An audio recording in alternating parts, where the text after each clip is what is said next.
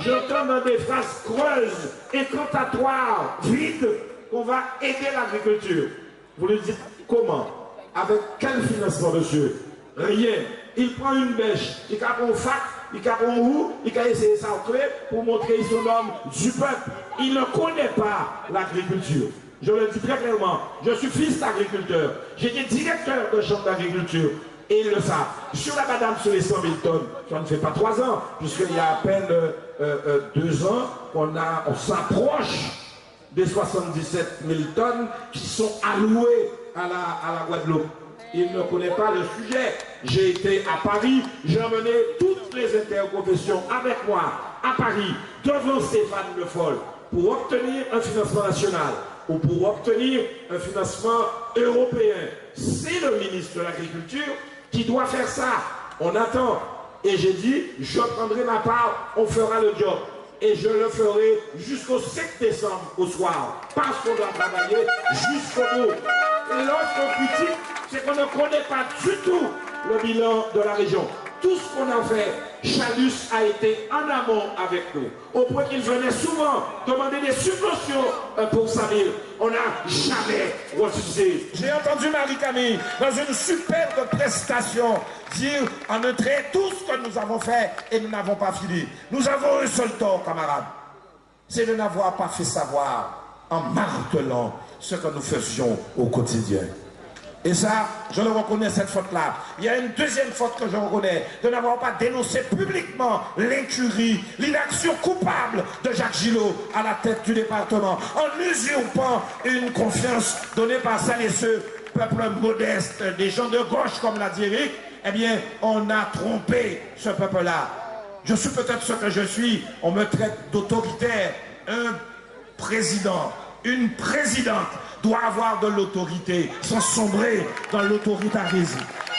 Et si on croit avec de bons sentiments, on le sait, on fait de mauvais romans. Si on croit comme ça, en flattant, en caressant dans le sens du poil, en faisant de la calinothérapie, que vous allez développer notre pays, on trompe le pays, on vend du rêve et du mauvais rêve avec des lendemains qui déchantent.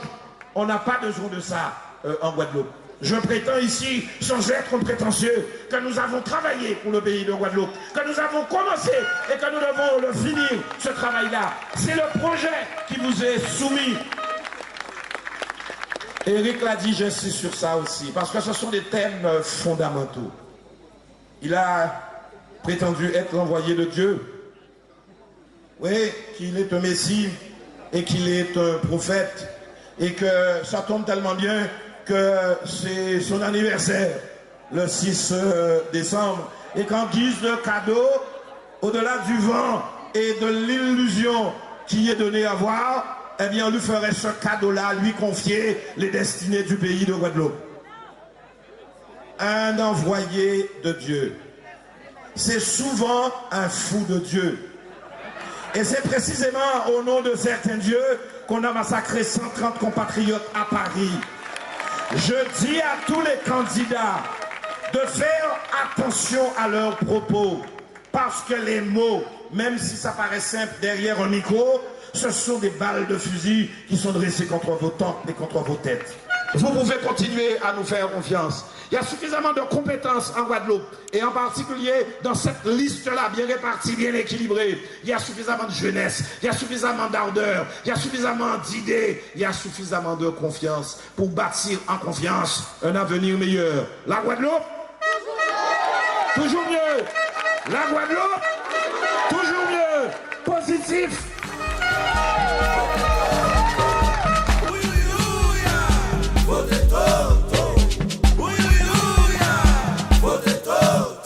Allez Toto, allez Toto, allez Toto.